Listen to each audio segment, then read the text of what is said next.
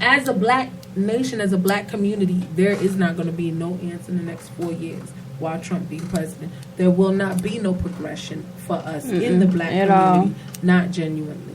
I think there'll be program initiatives that begin to suck us in. I don't even think that's going to happen. No, it's going to happen because they want to contain and control.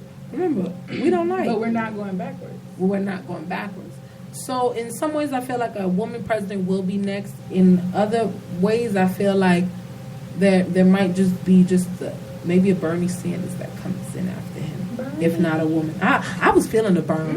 I wanted the burn. I wanted the burn. I was feeling the burn. Oh, okay then. I was Team Hillary.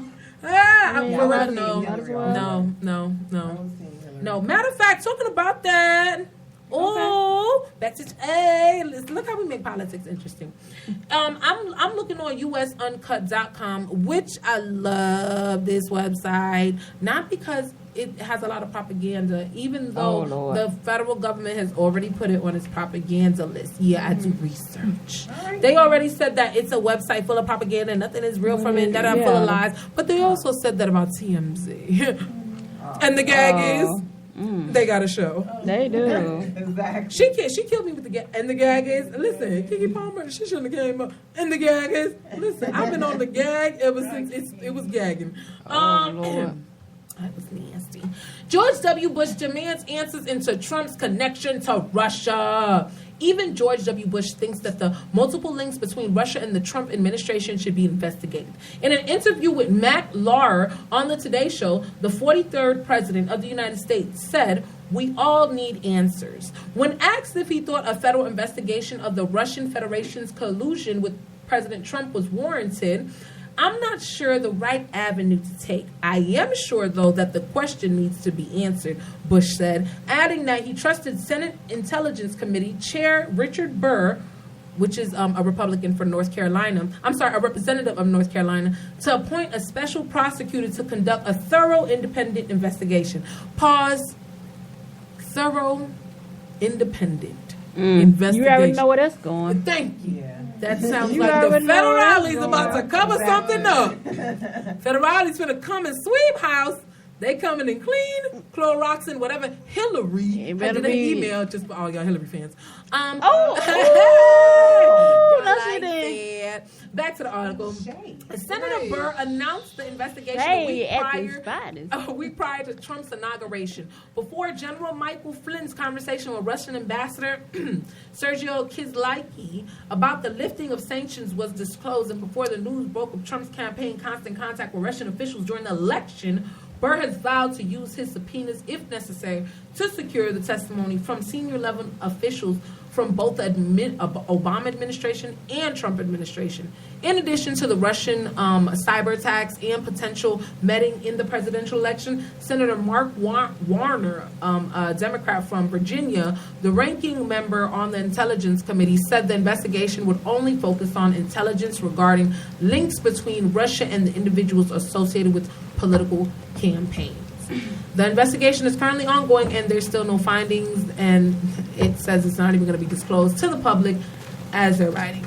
And the interview is on US Uncut. If you'd like to check it out, that's usuncut.com. I love that little website. It's so dirty, full of dirty little governmental secrets. But just summing it up, Bush even wants a private, thorough investigation done on the cyber attacks between Russia and everything. And personally, I really think like it's time for one. Go on and clean it up. But is it really going to be for real? Like, are we gonna know what really happened? Are we? We're not gonna really know what happened. So exactly.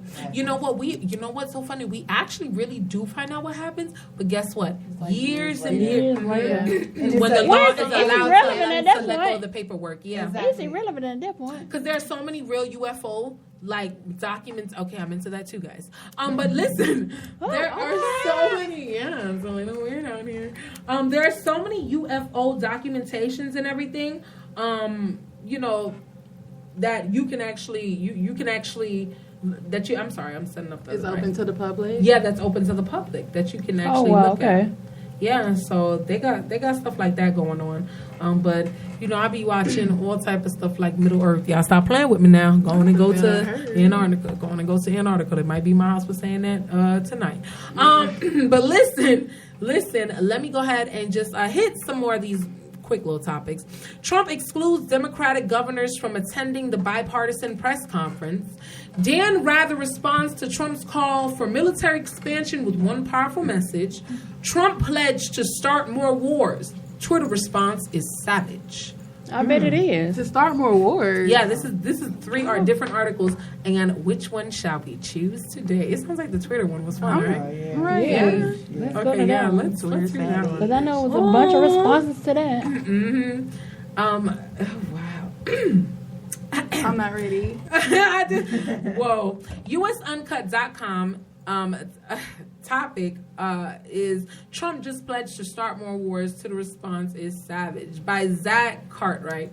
Twitter is having a good laugh at President Trump Monday morning. Remarks complaining about the United States not winning wars while making his case to increase the military budget by $54 billion while cutting that same amount from other agencies. Trump stated that he wanted to make sure the U.S. won more wars in the future. And we have to win, was his actual statement. We have to win. We have to start winning wars again. I had to say, when I was young in high school and college, everybody used to say, we never lost a war. We never lost a war. You remember, Trump said. Now, we never win a war. We never win. And we don't know, and we don't fight to win. He added, seemingly oblivious, the U.S. currently has thousands of troops on ground in hostile territory. Twitter didn't let Trump's remark go unchallenged, pointing out that the current president successfully deferred his draft to the Vietnam War on 4 separate occasions, citing his ongoing college studies. On the 5th time, Trump was declared medically unfit for service. Wow. Really? You want everybody else to go to war. My God. War, but you don't But you medically unfit to go. You don't want to go to war. Now you want to take everybody else back to war. And it's so crazy because here goes. The National Archives and Record Administration says extract of a registrant classification record, and it says it. It says the following information concerning the Selective Service Registrant name has been extracted from the classification records unless otherwise noted. All entries on this record are included. See reverse side for the brief explanation. It's on here, folks. The paper is there. And that's crazy. It says others pointed out that the first 10 days of Trump's presidency, he authorized a raid in Yemen that resulted in the death of Navy SEAL William Ryan Owens and 29 civilians after, quote unquote, everything went wrong, according to military officials speaking off the record to the New York Times. Another Twitter user remarked that Trump's comments were incredibly insensitive to families of servicemen and women who lost their lives in war zones. Wow. And this is our president. And let me read you some of the comments. This is the people y'all voted for, people. Yes. Y'all put them in the seat. Let me read some of these comments. It says, Trump's we don't fight to win wars comment must be going over well to all the Gold Star families out there. Then another man said, man who casually authorized catastrophic mission laminates, we never win wars anymore. And then another one, Charles Young, it says on Twitter, great, so we're going to start winning wars again, meaning he'll send us to war just to prove he can, quote unquote, make America win again. Great again. Yeah. Woo, I tell you. We're winning by losing. Oh, this is funny. Nick Ellenis stated, and he has the meme with the guy with his finger on his head? Oh, that has been hilarious. He said, you won't need to win wars if you don't start them. And he got his finger pointed on. Yeah, he got his finger pointed. He has a point there. Yeah, it's crazy. In addition to, and back to the article, in addition to Trump's promise to increase military spending, he has also promised to completely eliminate programs that make an essential amount of the budget, like the Corporation for Public Broadcasting, which funds NPR and PBS and AmeriCorps. Oh, come on, from AmeriCorps. Oh, AmeriCorps is such a great org, even within our school. Come on. Oh, talking about orgs, pause on that article.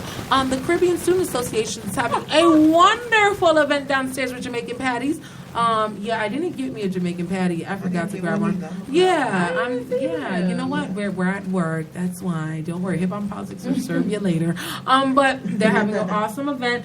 And all right, make sure everything's good. To keep it moving because we're gonna wrap up at 8. Officially, yay! Right now. Yay. It's just really, really sad. Like, you're gonna take away PBS, like Sesame Street plays on PBS. What are you talking about? Yeah, they took away the Reading Rainbow show that was on for kids as well. Yeah, they took away Reading Rainbow. Well, I'm hoping they will put it on another station because I'm pretty sure a lot of parents are probably going to advocate for something like that. Well, they haven't. I mean, it's been off the air, so nobody's advocated for it. No. The Reading Rainbow. I didn't even. That was around when I was a little girl. Yeah, I was a little kid.